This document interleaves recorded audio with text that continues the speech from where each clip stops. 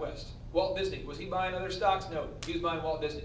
Because what's going to happen is you are going to eventually succeed, but I recommend that you invest in yourself. Because I think there's nobody in America that will give you a better return than yourself, especially if you have the will.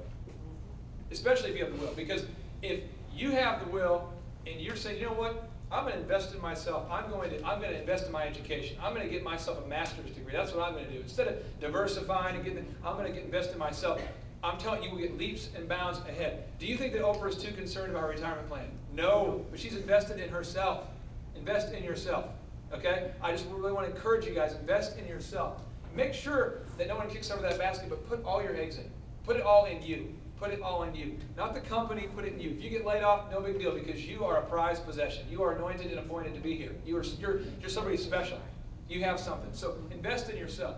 All right? So the action step I'm asking you is, how could you invest in yourself better? And one of the things I realized that for me was, I need to start maybe buying some nicer clothes for myself when I do events, when I was DJing, because people judge you based on your appearance. So I'm like, well, I'm just going to have to invest in myself in that regard. Some of you, Miss Yellow dresses nicer than I do. So some of you might have to invest in the education, whatever it is, but invest in yourself.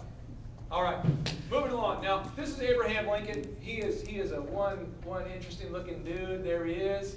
And he says, you must practically educate yourself regardless of your accessibility to formal education. So principle number 4 is practically educate yourself regardless of your accessibility to formal education. Now, education means something entirely different for you than it means for me or for him. I don't know what that is. It's different for everybody. But I'll give you an example.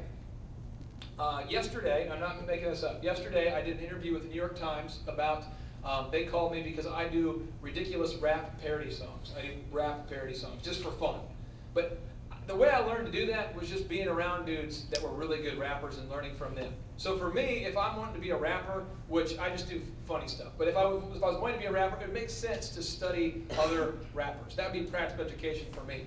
But for you, it might be I need to work underneath the best doctor out there. To really learn to be the best nurse, I need to work underneath the best doctor. It might be, but we have to practically educate ourselves. And I want to just give you a real example. When you think about practical education, think for a second, how many people here know about the Mesopotamia River Valley? Who here knows what papyrus is? Awesome. What is, can someone define papyrus? I'd like to talk about papyrus for a moment. Yes, sir. It was the original paper that Egyptians used that came from a plant that they used to write on and served several purposes like prescription. I am impressed you know this. Now, what was the kind of writing they actually put on it, the writing they used? It was hieroglyphics, I think. It was drawings. Drawings. It was a thing called, they call it cuneiform. Yeah, and the reason why I'm telling you this, Sumerian stuff. There we go. And the reason why I'm telling you this is because it really doesn't matter. But we all know. But some of us, the discussion we had today about Oprah and why she's successful, we don't really talk about that too much. You know what I'm saying? We will spend hours memorizing pi. What is the number pi? But yet we won't spend 10 minutes reading a book about a successful person that we want to be like. It's weird. We will spend 8 years getting a master's. We will not pick up even one book that will teach us the hidden secrets. You know? And the hidden secrets, I would encourage you, this is the thing about practical education. I want everybody to write down your action step. Write down one person that you really would like to know about. It could be Ted Turner. It could be a favorite. Russell Simmons, his book called Do You is incredible. Russell Simmons, wow. It could be Oprah. It could be a book. It could be anybody at all that you want to study. Just write down that person's name. And I'd like you, a little thing here, go on eBay tonight and buy that book. Spend $2.99, invest in yourself. It'll be the best $2.99 you ever spent. But what's going to happen is you're going to learn so many practical things from that. You're going to be all the wiser for it, and I promise it'll relate to your life. You're going to see yourself through their shoes, and it's going to help you. I promise you. And I want to encourage you that, again, it's just the practical education. It's the skills that you can actually use that we need to learn. And I think what's awesome about college is it teaches us how to think.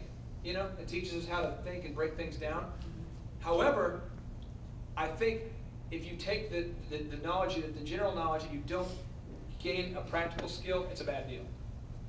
You know what I mean? So you kind of have to take the practical and the general knowledge and mesh them together.